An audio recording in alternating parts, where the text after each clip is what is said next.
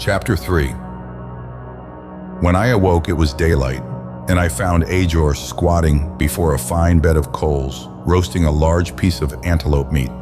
Believe me, the sight of the new day and the delicious odor of the cooking meat filled me with renewed happiness and hope that had been all but expunged by the experience of the previous night. And perhaps the slender figure of the bright-faced girl proved also a potent restorative. She looked up and smiled at me, showing those perfect teeth and dimpling with evident happiness, the most adorable picture that I had ever seen. I recall that it was then I first regretted that she was only a little untutored savage and so far beneath me in the scale of evolution.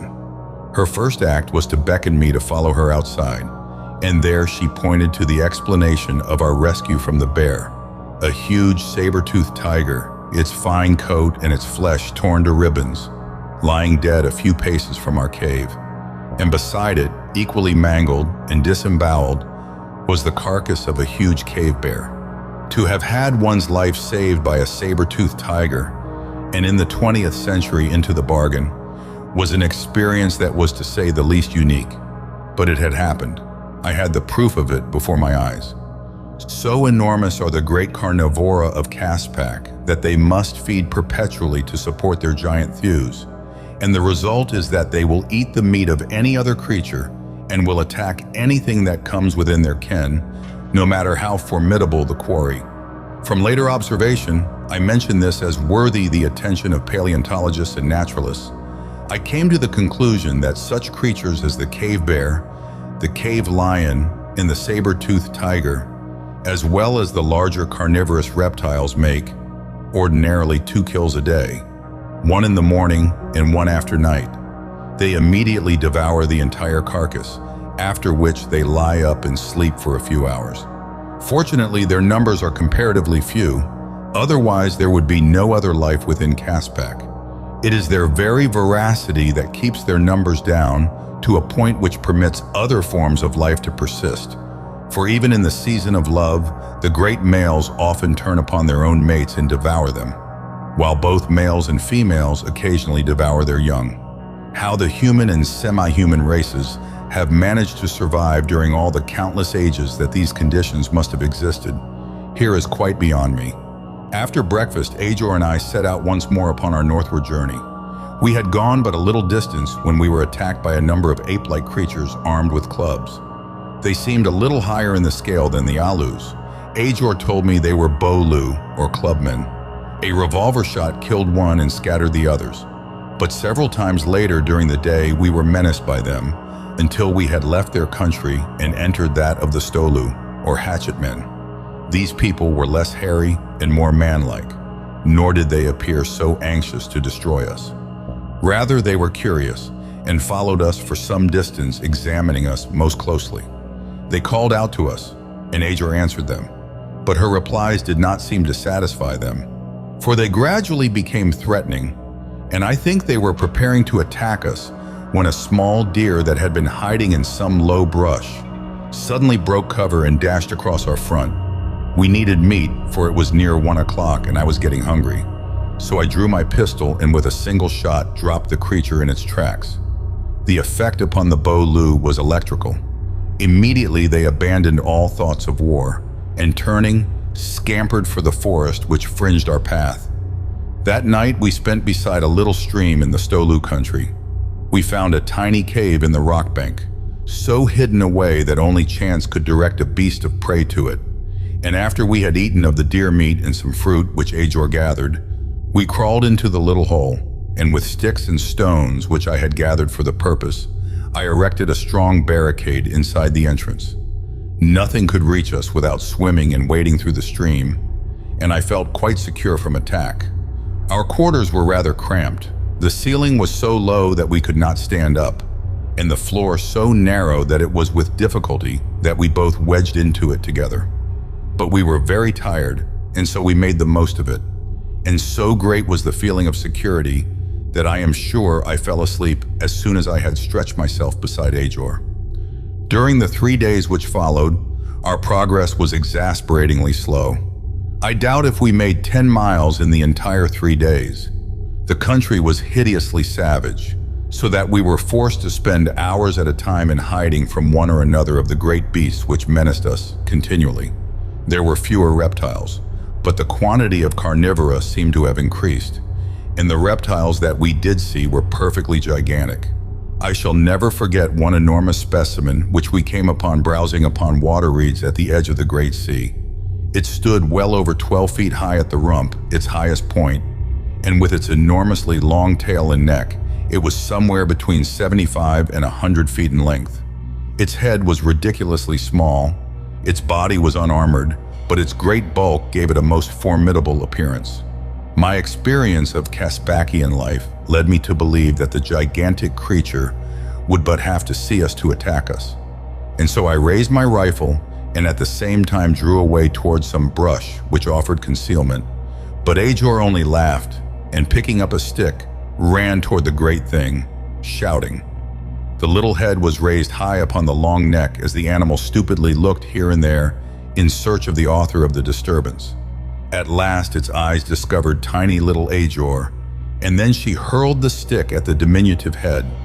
With a cry that sounded not unlike the bleat of a sheep, the colossal creature shuffled into the water and was soon submerged. As I slowly recalled my collegiate studies and paleontological readings in Bowen's textbooks, I realized that I had looked upon nothing less than a diplodocus of the Upper Jurassic. But how infinitely different was the true live thing from the crude restorations of Hatcher and Holland. I had had the idea that the diplodocus was a land animal, but evidently it is partially amphibious.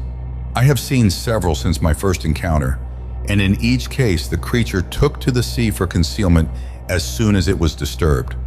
With the exception of its gigantic tail, it has no weapon of defense, but with this appendage, it can lash so terrific a blow as to lay low even a giant cave bear, stunned and broken.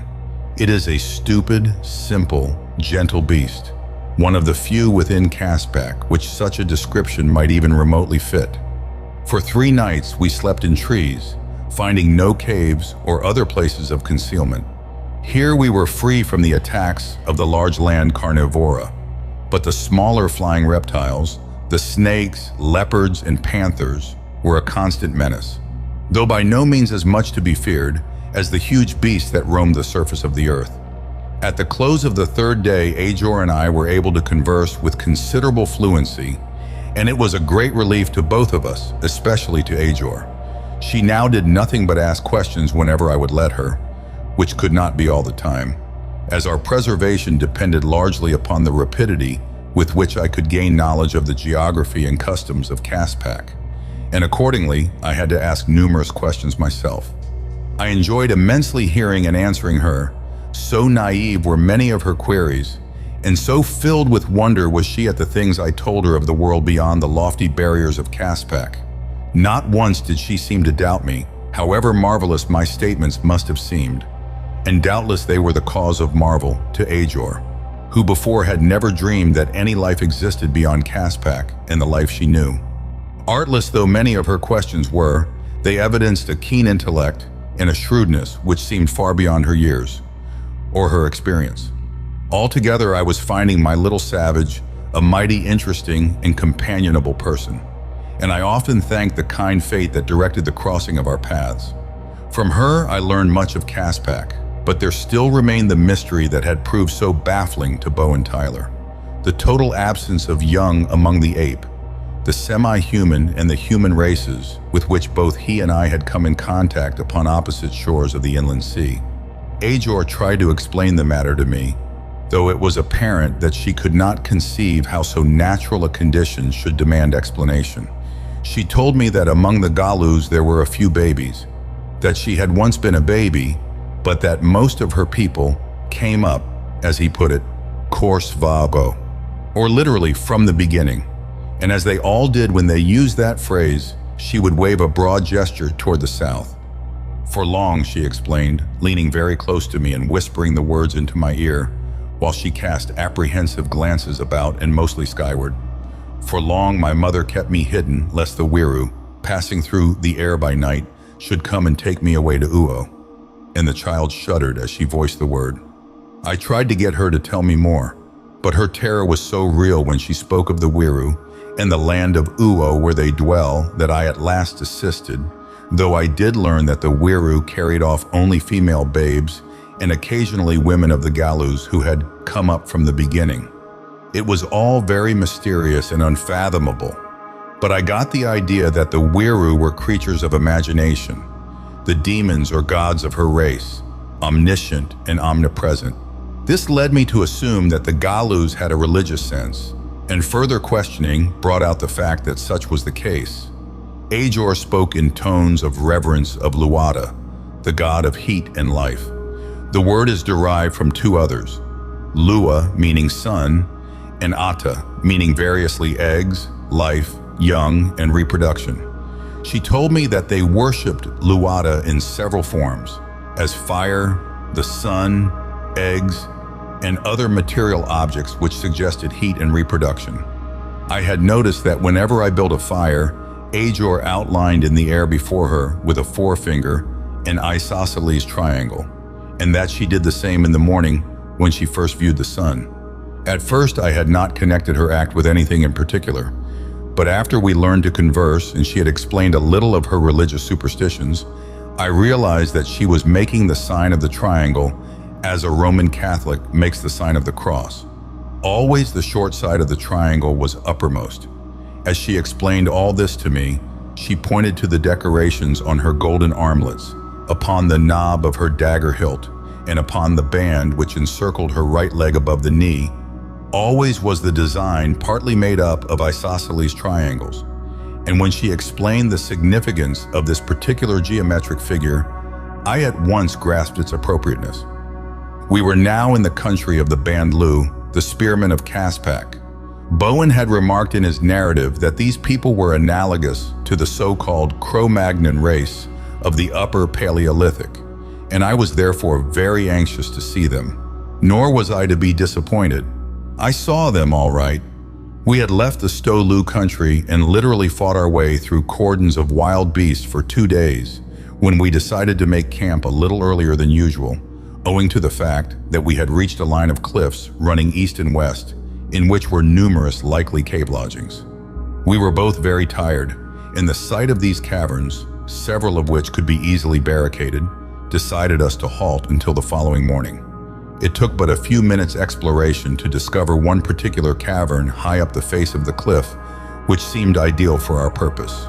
It opened upon a narrow ledge where we could build our cook fire. The opening was so small that we had to lie flat and wriggle through it to gain ingress, while the interior was high-ceiled and spacious. I lighted a faggot and looked about, but as far as I could see, the chamber ran back into the cliff. Laying aside my rifle, pistol, and heavy ammunition belt, I left Ajor in the cave while I went down to gather firewood. We already had meat and fruits, which we had gathered just before reaching the cliffs, and my canteen was filled with fresh water. Therefore, all we required was fuel, and as I always saved Ajor's strength when I could, I would not permit her to accompany me. The poor girl was very tired, but she would have gone with me until she dropped, I know. So loyal was she.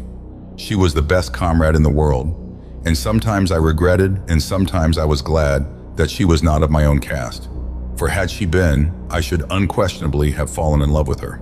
As it was, we traveled together like two boys, with huge respect for each other, but no softer sentiment.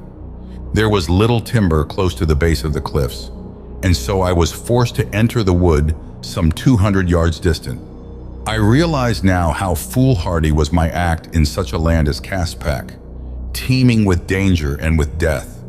But there is a certain amount of fool in every man, and whatever proportion of it I own must have been in the ascendant that day. For the truth of the matter is that I went down into those woods absolutely defenseless, and I paid the price, as people usually do for their indiscretions. As I searched around in the brush for likely pieces of firewood, my head bowed and my eyes upon the ground, I suddenly felt a great weight hurl itself upon me. I struggled to my knees and seized my assailant, a huge naked man, naked except for a breechcloth of snakeskin, the head hanging down to the knees. The fellow was armed with a stone-shod spear, a stone knife, and a hatchet. In his black hair were several gay-colored feathers. As we struggled to and fro, I was slowly gaining advantage of him when a score of his fellows came running up and overpowered me. They bound my hands behind me with long rawhide thongs and then surveyed me critically. I found them fine-looking specimens of manhood, for the most part. There were some among them who bore a resemblance to the Stolu and were hairy, but the majority had massive heads and not unlovely features. There was little about them to suggest the ape, as in the Stolu, Bolu, and Alus. I expected them to kill me at once, but they did not. Instead, they questioned me, but it was evident that they did not believe my story, for they scoffed and laughed. "The Galus have turned you out," they cried. "If you go back to them, you will die. If you remain here, you will die. We shall kill you. But first we shall have a dance, and you shall dance with us. The dance of death." It sounded quite reassuring, but I knew that I was not to be killed immediately, and so I took heart. They led me toward the cliffs, and as we approached them, I glanced up and was sure that I saw Ajor's bright eyes peering down upon us from our lofty cave. But she gave no sign if she saw me, and we passed on, rounded the end of the cliffs, and proceeded along the opposite face of them until we came to a section literally honeycombed with caves. All about, upon the ground and swarming the ledges before the entrances, were hundreds of members of the tribe. There were many women but no babes or children, though I noticed that the females had better developed breasts than any that I had seen among the hatchet men, the club men, the Alus, or the apes. In fact, among the lower orders of Caspakian man, the female breast is but a rudimentary organ, barely suggested in the apes and Alus, and only a little more defined in the Bolu and Stolu, though always increasingly so until it is found about half developed in the females of the spearmen. Yet never was there an indication that the females had suckled young, nor were there any young among them. Some of the Bandlu women were quite comely. The figures of all, both men and women, were symmetrical though heavy, and though there were some who verged strongly upon the Stolu type, there were others who were positively handsome and whose bodies were quite hairless. The Alus are all bearded, but among the Bolu, the beard disappears in the women. The Stolu men show a sparse beard, the Bandlu none, and there is little hair upon the bodies of their women. The members of the tribe showed great interest in me, especially in my clothing, the like of which, of course, they never had seen. They pulled and hauled upon me, and some of them struck me, but for the most part they were not inclined to brutality. It was only the hairier ones, who most closely resembled the Stolu, who maltreated me. At last my captors led me into a great cave in the mouth of which a fire was burning.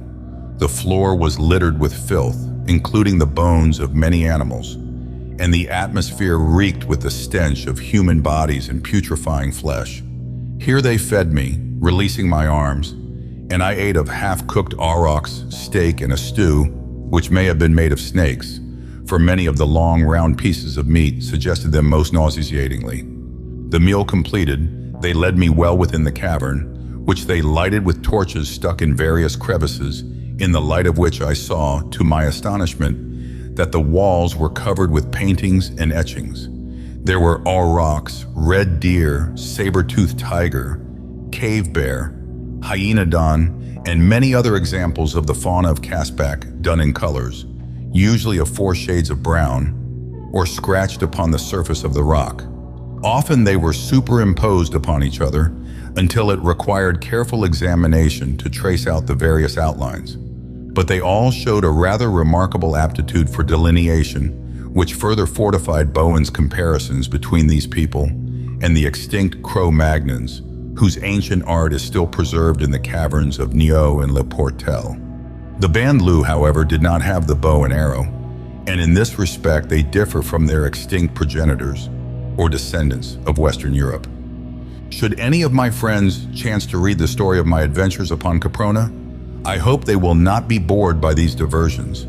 And if they are, I can only say that I am writing my memoirs for my own edification, and therefore setting down those things which interested me particularly at the time. I have no desire that the general public should ever have access to these pages, but it is possible that my friends may, and also certain savants who are interested. And to them, while I do not apologize for my philosophizing, I humbly explain that they are witnessing the gropings of a finite mind after the infinite, the search for explanations of the inexplicable. In a far recess of the cavern, my captors bade me halt. Again, my hands were secured, and this time my feet as well. During the operation, they questioned me, and I was mighty glad that the marked similarity between the various tribal tongues of Caspak enabled us to understand each other perfectly, even though they were unable to believe or even to comprehend the truth of my origin and the circumstances of my advent in Caspak. And finally, they left me saying that they would come for me before the dance of death upon the morrow. Before they departed with their torches, I saw that I had not been conducted to the farthest extremity of the cavern, for a dark and gloomy corridor led beyond my prison room into the heart of the cliff. I could not but marvel at the immensity of this great underground grotto. Already I had traversed several hundred yards of it, from many points of which other corridors diverged. The whole cliff must be honeycombed with apartments and passages of which this community occupied but a comparatively small part, so that the possibility of the more remote passages being the lair of savage beasts that have other means of ingress and egress than that used by the Banlu filled me with dire forebodings. I believe that I am not ordinarily hysterically apprehensive, yet I must confess that under the conditions with which I was confronted, I felt my nerves to be somewhat shaken. On the morrow, I was to die some sort of nameless death for the diversion of a savage horde. But the morrow held fewer terrors for me than the present, and I submit to any fair-minded man if it is not a terrifying thing to lie bound hand and foot in the Stygian blackness of an immense cave, peopled by unknown dangers in a land overrun by hideous beasts and reptiles of the greatest ferocity. At any moment, perhaps at this very moment, some silent-footed beast of prey might catch my scent where it laired in some contiguous passage and might creep stealthily upon me. I craned my neck about and stared through the inky darkness for the twin spots of blazing hate, which I knew would herald the coming of my executioner. So real were the imaginings of my overwrought brain that I broke into a cold sweat in absolute conviction that some beast was close before me. Yet the hours dragged, and no sound broke the grave-like stillness of the cavern. During that period of eternity, many events of my life passed before my mental vision, a vast parade of friends and occurrences, which would be blotted out forever on the morrow. I cursed myself for the foolish act which had taken me from the search party that so depended upon me, and I wondered what progress, if any, they had made. Were they still beyond the barrier cliffs, awaiting my return? Or had they found a way into Caspak? I felt that the latter would be the truth, for the party was not made up of men easily turned from a purpose. Quite probable it was that they were already searching for me, but that they would ever find a trace of me I doubted. Long since had I come to the conclusion that it was beyond human prowess to circle the shores of the inland sea of Caspak in the face of the myriad menaces which lurked in every shadow by day and by night. Long since had I given up any hope of reaching the point where I had made my entry into the country, and so I was now equally convinced that our entire expedition had been worse than futile before ever it was conceived. Since Bowen J. Tyler and his wife could not by any possibility have survived during all these long months, no more could Bradley and his party of seamen be yet in existence. If the superior force and equipment of my party enabled them to circle the north end of the sea, they might someday come upon the broken wreck of my plane hanging in the great tree to the south. But long before that, my bones would be added to the litter upon the floor of this mighty cavern. And through all my thoughts, real and fanciful, moved the image of a perfect girl, clear-eyed and strong and straight and beautiful, with the carriage of a queen and the supple, undulating grace of a leopard. Though I loved my friends, their fate seemed of less importance to me than the fate of this little barbarian stranger, for whom I had convinced myself many a time I felt no greater sentiment than passing friendship for a fellow wayfarer in this land of horrors. Yet I so worried and fretted about her and her future that at last I quite forgot my own predicament, though I still struggled intermittently with my bonds in vain endeavor to free myself. As much, however, that I might hasten to her protection as that I might escape the fate which had been planned for me. And while I was thus engaged and had for the moment forgotten my apprehensions concerning prowling beasts, I was startled into tense silence by a distinct and unmistakable sound coming from the dark corridor farther toward the heart of the cliff, the sound of padded feet moving stealthily in my direction. I believe that never before in all my life, even amidst the terrors of childhood nights, have I suffered such a sensation of extreme horror as I did that moment in which I realized that I must lie bound and helpless while some horrid beast of prey crept upon me to devour me in that utter darkness of the Banlieue pits of Caspak. I reeked with cold sweat, and my flesh crawled. I could feel it crawl. If ever I came nearer to abject cowardice, I do not recall the instance. And yet it was not that I was afraid to die, for I had long since given myself up as lost. A few days of Caspak must impress anyone with the utter nothingness of life. The waters, the land, the air teem with it, and always it is being devoured by some other form of life. Life is the cheapest thing in Caspak, as it is the cheapest thing on Earth, and doubtless the cheapest cosmic production. No, I was not afraid to die. In fact, I prayed for death, that I might be relieved of the frightfulness of the interval of life which remained to me, the waiting, the awful waiting, for that fearsome beast to reach me and to strike. Presently it was so close that I could hear its breathing, and then it touched me and leaped quickly back as though it had come upon me unexpectedly. For long moments no sound broke the sepulchral silence of the cave. Then I heard a movement on the part of the creature near me, and again it touched me, and I felt something like a hairless hand pass over my face and down until it touched the collar of my flannel shirt. And then, subdued but filled with pent emotion, a voice cried, "Tom!" I think I nearly fainted, so great was the reaction. "Ajor," I managed to say. "Ajor, my girl, can it be you?"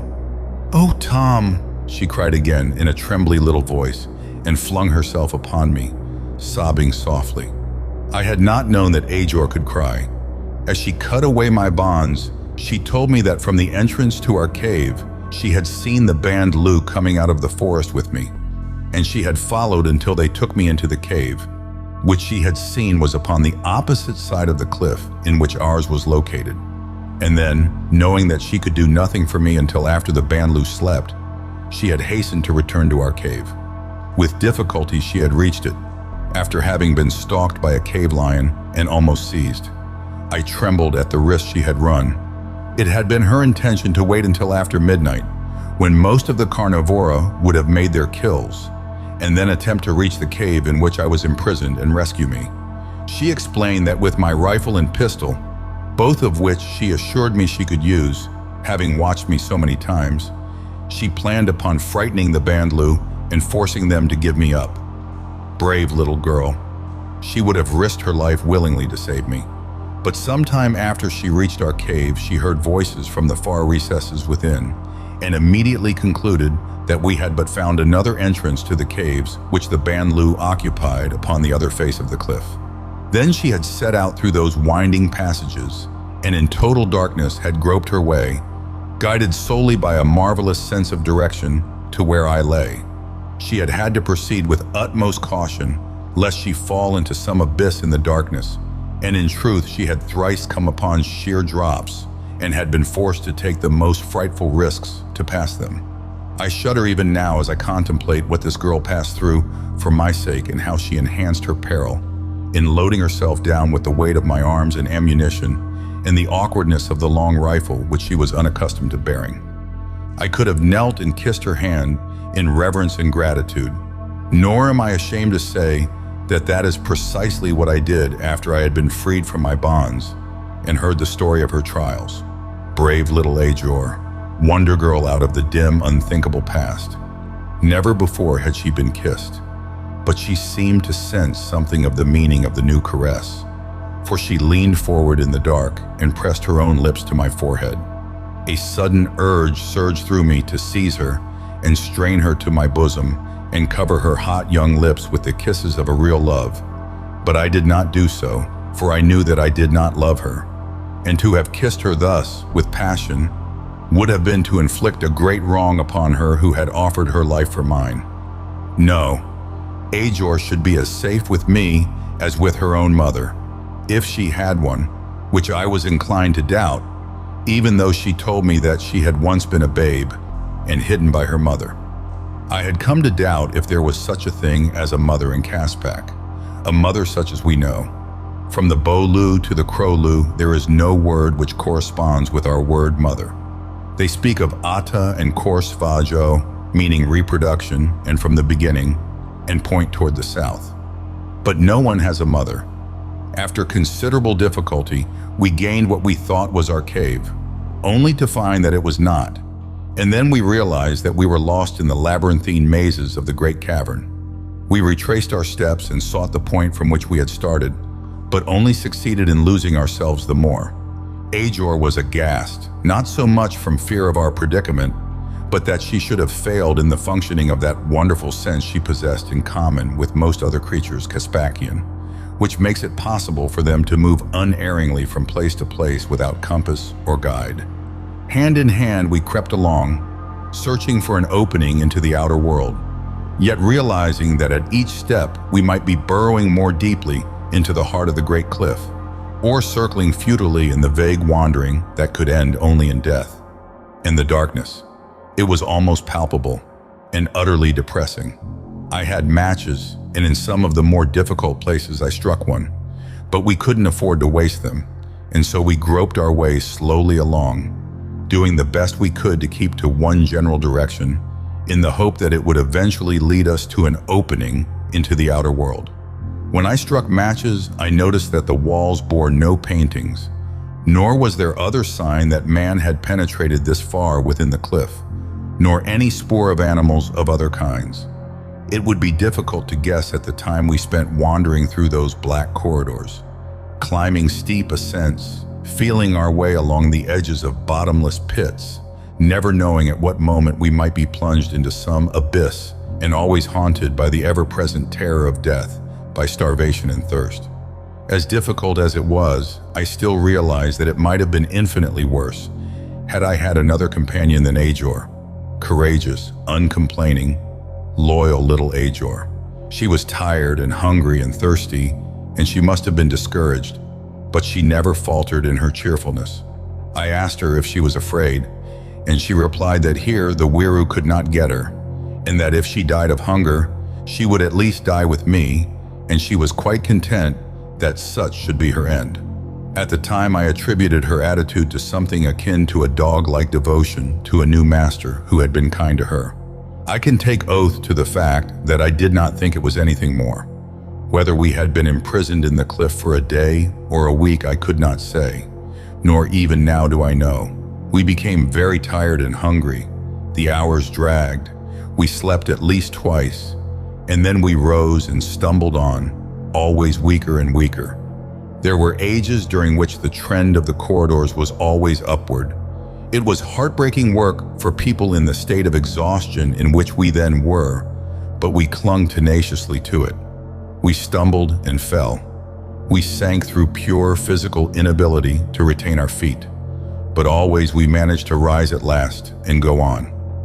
At first, wherever it had been possible, we had walked hand in hand lest we become separated, and later when I saw that Ajor was weakening rapidly, we went side by side, I supporting her with an arm about her waist. I still retained the heavy burden of my armament, but with the rifle slung to my back, my hands were free. When I too showed indisputable evidences of exhaustion, Ajor suggested that I lay aside my arms and ammunition, but I told her that as it would mean certain death for me to traverse Caspak without them, I might as well take the chance of dying here in the cave with them, for there was the other chance that we might find our way to liberty. There came a time when Ajor could no longer walk, and then it was that I picked her up in my arms and carried her. She begged me to leave her, saying that after I found an exit, I could come back and get her. But she knew, and she knew that I knew, that if ever I did leave her, I could never find her again. yet she insisted. Barely had I sufficient strength to take a score of steps at a time, then I would have to sink down and rest for 5 to 10 minutes. I don't know what force urged me on and kept me going in the face of an absolute conviction that my efforts were utterly futile.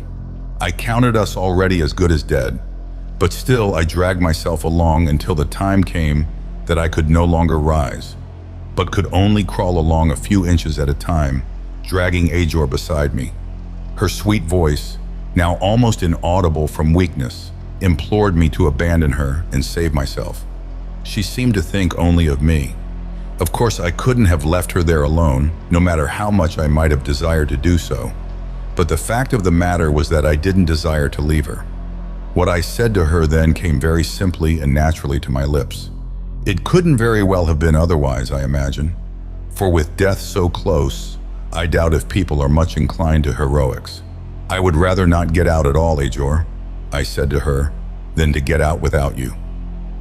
We were resting against a rocky wall, and Ajor was leaning against me, her head on my breast. I could feel her press closer to me, and one hand stroked my arm in a weak caress. But she didn't say anything, nor were words necessary. After a few minutes more rest, we started on again upon our utterly hopeless way. But I soon realized that I was weakening rapidly, and presently I was forced to admit that I was through. It's no use, Ajor, I said. I've come as far as I can. It may be that if I sleep, I can go on again after. But I knew that that was not true, and that the end was near. Yes, sleep, said Ajor. We will sleep together, forever. She crept close to me as I lay on the hard floor and pillowed her head upon my arm. With the little strength which remained to me, I drew her up until our lips touched, and then I whispered, "Goodbye." I must have lost consciousness almost immediately, for I recall nothing more until I suddenly awoke out of a troubled sleep, during which I dreamed that I was drowning, to find the cave lighted by what appeared to be diffused daylight, and a tiny trickle of water running down the corridor and forming a puddle in the little depression in which it chanced that Ajor and I lay. I turned my eyes quickly upon Ajor, fearful for what the light might disclose, but she still breathed, though very faintly. Then I searched about for an explanation of the light, and soon discovered that it came from about a bend in the corridor just ahead of us, and at the top of a steep incline. And instantly I realized that Ajor and I had stumbled by night almost to the portal of salvation. Had chance taken us a few yards further, up either of the corridors which diverged from ours just ahead of us, we might have been irrevocably lost. We might still be lost, but at least we could die in the light of day, out of the horrid blackness of this terrible cave. I tried to rise, and found that sleep had given me back a portion of my strength, and then I tasted the water and was further refreshed. I shook Ajor gently by the shoulder, but she did not open her eyes, and then I gathered a few drops of water in my cupped palm and let them trickle between her lips. This revived her, so that she raised her lids, and when she saw me, she smiled. "What happened?" she asked. "Where are we?" "We are at the end of the corridor," I replied, "and daylight is coming in from the outside world just ahead. We are saved, Ajor." She sat up then and looked about, and then quite womanlike, she burst into tears. It was the reaction, of course, and then too she was very weak. I took her in my arms and quieted her as best I could, and finally with my help she got to her feet, for she, as well as I, had found some slight recuperation in sleep.